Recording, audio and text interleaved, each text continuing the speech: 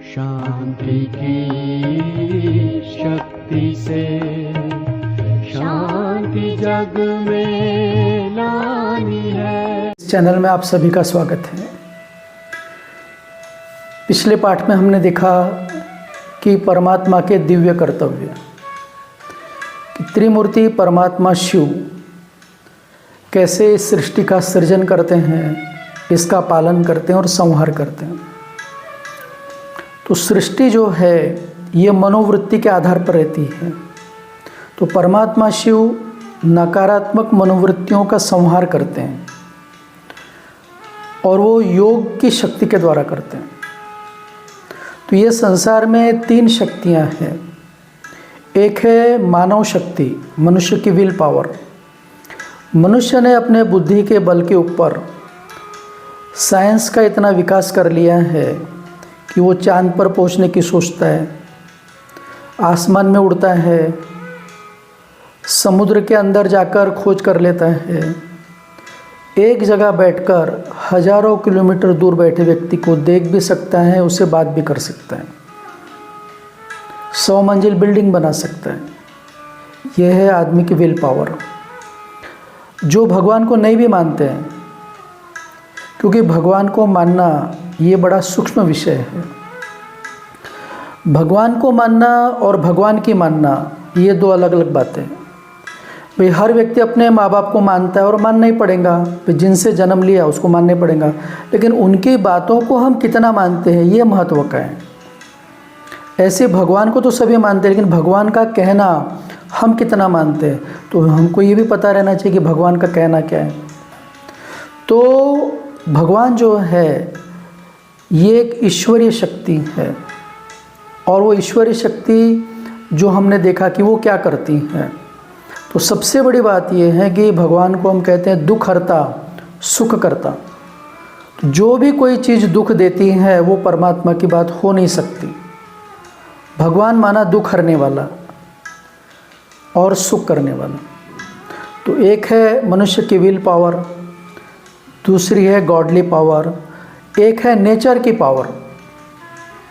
भी प्रकृति में ताकत है, प्रकृति जीवन देती भी है तो जीवन लेती भी है। आप देखो जल जीवन देता है, बाढ़ आ गई कितने लोग मर जाते हैं। प्रकृति में इतनी ताकत है कि मनुष्य 100 मंजिल बिल्डिंग खड़ी करेगा, प्रकृति 1 सेकंड में 1 सेकंड का भूकंप उसको ख़त्म कर सकती है। तूफान शहर के शहर उजाड़ सकती है। आज हम प्रकृति की पूजा क्यों करते हैं? क्योंकि प्रकृति जीवन देती है, लेकिन प्रकृति दुख भी देती है। आप देखो बहुत जब गर्मी पड़ती है तो मनुष्य कितने बीमार पड़ते हैं, बहुत बाढ़ आ जाती है कितने लोग मर जाते हैं। तो जहाँ दुख हो रहा है वो भगवान नहीं है। तो भगवान एक है।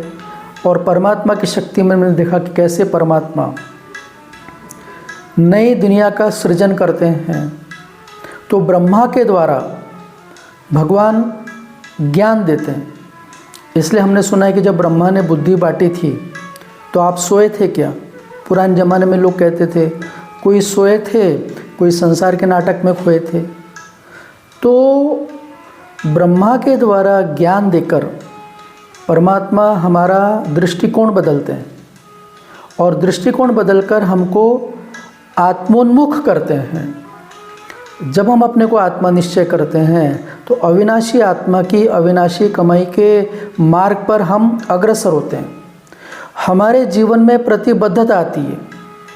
भाई एक उम्र होने के बाद में मनुष्य का जीवन जो कैजुअल बन जाता है, यहाँ कमिटमेंट आ जाता है। क्योंकि आत्मा का निश्चय, क्योंकि गीता में भगवान ने कहा कि हे अर्जुन, जो स्वयं को आत्मा मानता है, जो आत्मा समझकर व्यवहार करता है, जो आत्मा का चिंतन करता है, उसके लिए संसार में करने योग्य और कोई कार्य बचता ही नहीं है। तो जब हम आत्मा समझते हैं तो हमको ये पता रहता है कि आत्मा का मित्र भी आत्मा और आत्मा का शत्रु भी आत्मा है। तो परमात्मा शिव ये प्रजापिता ब्रह्मा के द्वारा ज्ञान देते हैं, क्योंकि भगवान निराकार है। तो भगवान ने जो गीता में कहा कि हे अर्जुन, मैं साधारण वृद्ध मानव तन में आकर अपना परिचय देता हूँ। भगवान को अपना परिचय देने स्वयं आना पड़ता है।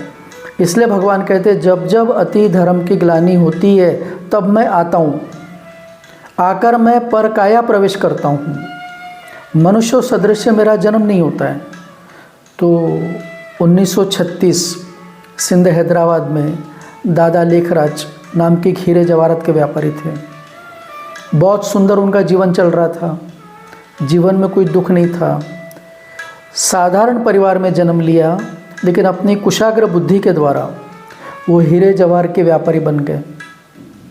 और हीरे जवाहरात के व्यापारी बनने के कारण बड़े बड़े राजा महाराजाओं से उनका संपर्क आता था। लेकिन उनका व्यक्तित्व इतना पवित्र और सुलझा हुआ था कि राजा महाराजा भी कहते थे कि भाई हम तो नाम के राजा है, लेकिन पर्सनैलिटी तो आपकी राजाओं जैसी दिखती है। विष्णु के अनन्य भक्त, व्यवहार में ईमानदारीता, दानवीरता, जीवन के अंदर हर एक के प्रति शुभ भावना, लेकिन एक खोज थी परमात्मा के प्रति। जब वो गीता का अध्ययन करते थे तो जब वो गीता में पढ़ते थे कि मैं परम धाम का रहने वाला हूँ, मैं अजन्मा हूँ, अकर्ता हूँ, अभोक्ता हूँ, मैं दिव्य दृष्टि द्वारा ज्ञान देता हूँ, तो एक उनके जीवन में खोज थी। और इस कारण उन्होंने 12 गुरु किए थे।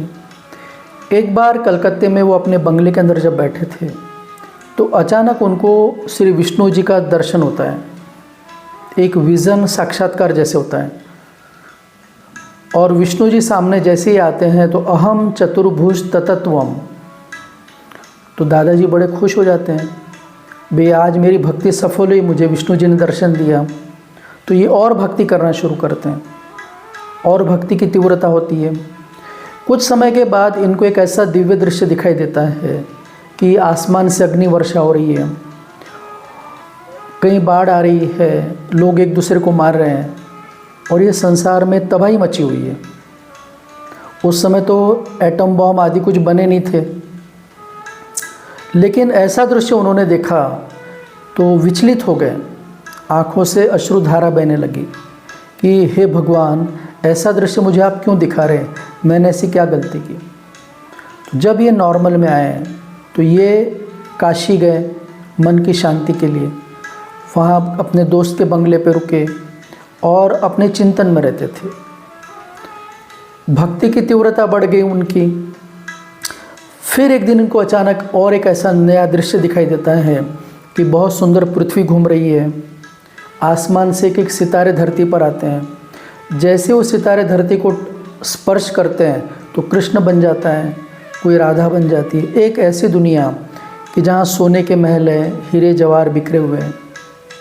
भाई जो गायन भारत का था कि जहाँ डाल डाल पर सोने की चिड़िया करती थी बसेरा, भाई जहाँ शेर और गाय एक घाट के ऊपर पानी पीती थी, जहाँ यथा राजा रानी तथा प्रजा, एक धर्म, एक राज्य, एक भाषा और एक मत थी, ऐसी दुनिया का उनको जब दृश्य दिखाई दिया तो इनके मन में प्रश्न और उठने लगे।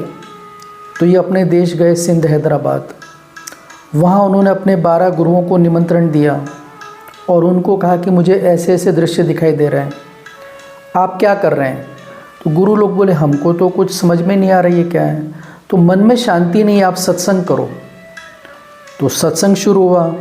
इनका ये नियम था कि सत्संग के बीच में से कभी उठते नहीं थे, लेकिन उस दिन अचानक सत्संग के बीच में से उठकर ये अपने कमरे में गए।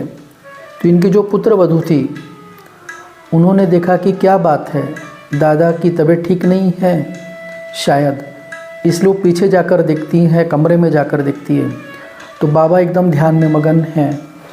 बाबा की दोनों आंखें ऐसे दिखाई दे रही जैसे कोई 2 लाल बल्ब जल रहे हैं, मस्तक पर प्रकाश ही प्रकाश, और बाबा के मुख से वाणी निकल रही है, निजानंद स्वरूपम शिवोहम शिवोहम, प्रकाश स्वरूपम शिवोहम शिवोहम, ज्ञान स्वरूपम शिवोहम शिवोहम। कुछ समय के बाद जब बाबा नॉर्मल में आए तो इनको एक एहसास हुआ कि एक ज्योति आसमान से आई और आकर उन्होंने उससे आभास कराया कि जो मैंने तुमको पहला दृश्य दिखाया था, तो आने वाले 100 साल के अंदर ये सृष्टि के अंदर महाविनाश होगा और उसके पश्चात भारत भूमि के ऊपर नई दुनिया सत्युग की स्थापना होगी और ऐसी दुनिया मुझे तुम्हारे द्वारा बनानी है। अब ये तो गृहस्थी थे, मैं कैसे कर सकता हूँ? तो उन्होंने अपना व्यापार बंद किया और अपने घर के अंदर सत्संग शुरू किया। 8-10 माताएं बहनें आती थी, वो परमात्मा की शक्ति इनके अंदर प्रवेश करती थी और इनके द्वारा ज्ञान देती थी। तो जो भी इनके सामने बैठते थे, तो किसी को विष्णु का दर्शन, किसी को गुरु नानक का दर्शन, अपने आराध्य का आभास उनको बाबा के अंदर होने लगा। तो उनको बाबा की बातों पर निश्चय बैठा और ऐसा धीरे धीरे करते करते करते करते ये परमात्मा का जो कार्य है, ये प्रजापिता ब्रह्मा कुमारी ईश्वरी विश्वविद्यालय के रूप में आज सारे विश्व के अंदर 10,000 से भी ज़्यादा शाखाओं के माध्यम से 140 से भी ज़्यादा देशों में ईश्वरीय ज्ञान, राजयोग, दिव्य गुणों की धारणा और मानवता की सेवा, ये लक्ष्य लिए ये परमात्मा का कार्य चल रहा है। इसके बारे में अगर आपको अधिक जानकारी चाहिए, क्योंकि ये तो एक थोड़े में आप सभी को एक कहते हैं समझदार को इशारा काफ़ी है, लेकिन कैसे परमात्मा का कार्य, कैसे ज्ञान और योग के द्वारा मनुष्य के मनोवृत्तियों को परिवर्तन कर मनुष्यों के अंदर दैवी स्वभाव और दैवी संस्कृति का बीजारोपण करने का कार्य परमात्मा कर रहे हैं, तो आप अपने नज़दीकी प्रजापिता ब्रह्मा कुमारी सेवा केंद्र पर जाकर इसके बारे में जानकारी प्राप्त कर सकते हैं कि कैसे परमात्मा ज्ञान के द्वारा इस सृष्टि का परिवर्तन करते हैं। ओम शांति।